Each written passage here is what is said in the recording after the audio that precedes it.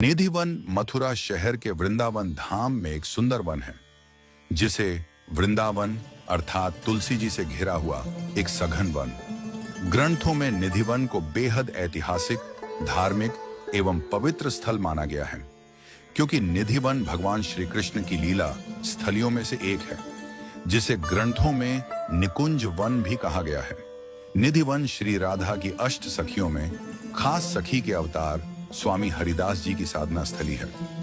यह वही जगह है जहां स्वामी हरिदास जी को भगवान बिहारी जी के विग्रह का स्वप्न आया। मान्यता है यहां आज भी मध्य रात्रि के समय भगवान श्री कृष्ण राधा रानी और सखियों संग रास करते हैं।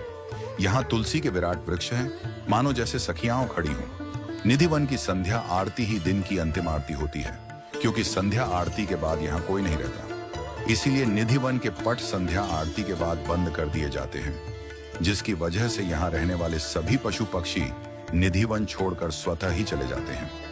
निधिवन में स्वामी हरिदास जी को मिले त्रिभंग आकार के विग्रह का नाम उन्होंने ठा श्री बांके बिहारी रख दिया।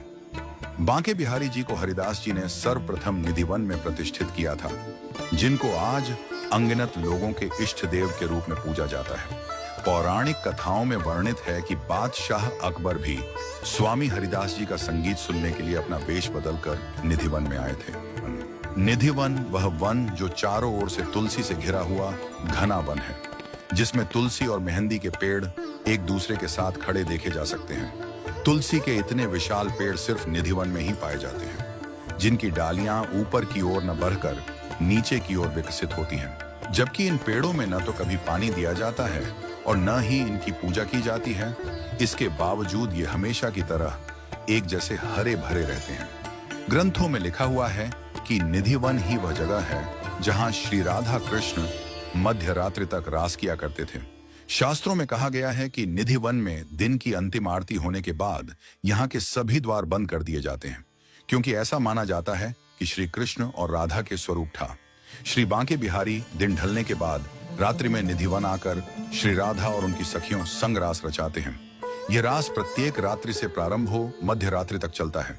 कहते हैं कि इस रास को देखने की अनुमति किसी को नहीं है, क्योंकि जिस भी व्यक्ति द्वारा यह रास देखा जाएगा वह व्यक्ति अपना मानसिक संतुलन खो बैठेगा। ग्रंथों में वर्णित भी है कि यह रास साधारण मनुष्यों द्वारा नहीं देखा जा सकता, क्योंकि इस रास से उत्पन्न तेज इतना अधिक होता है कि इसकी रोशनी देखे नहीं बनती है। हम बात यहाँ पर रास की कर रहे हैं, तो आपको बता दें कि श्रीमद् भागवत में भी लिखा हुआ है कि शरद पूर्णिमा के दिन श्री कृष्ण श्री राधा व गोपियों संग निधिवन में महारास रचाते हैं। रंग महल निधिवन की वह जगह है जहां भगवान श्री कृष्ण और राधा जी रात्रि में रास करने के बाद आराम करने आते हैं। इस जगह को निधिवन का एक और मंदिर कहा जाता है, जिसके लिए आज भी मान्यता है कि इसे प्रथम बार श्री राधा द्वारा श्री कृष्ण के आराम के लिए सजाया गया था।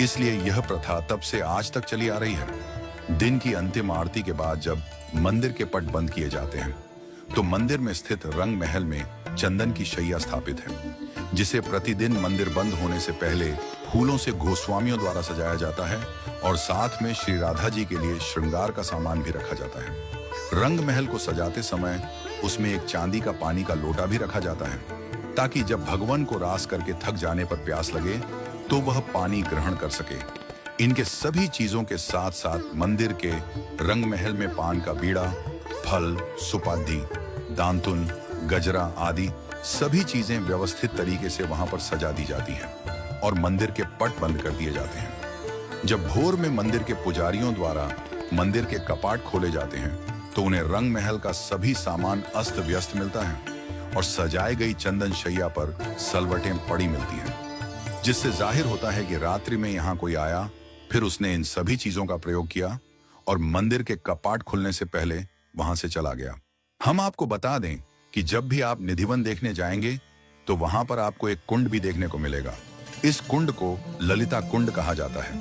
मान्यताओं के अनुसार जब श्री राधा की प्रियतम सखी ललिता को द्वापर युग में रास करते करते प्यास लगी, तब भगवान श्री कृष्ण ने ललिता सखी की प्यास बुझाने के लिए अपनी बांसुरी की सहायता से निधिवन में एक कुंड उत्पन्न किया, जो वर्तमान में ललिता कुंड के नाम से जाता है। ललिता सखी श्री राधा की वह सखी हैं जो श्री राधा और कृष्ण को एक दूसरे से मिलने के लिए ब्रजवासियों की नजरों से बचाने में सहायता प्रदान करती थीं।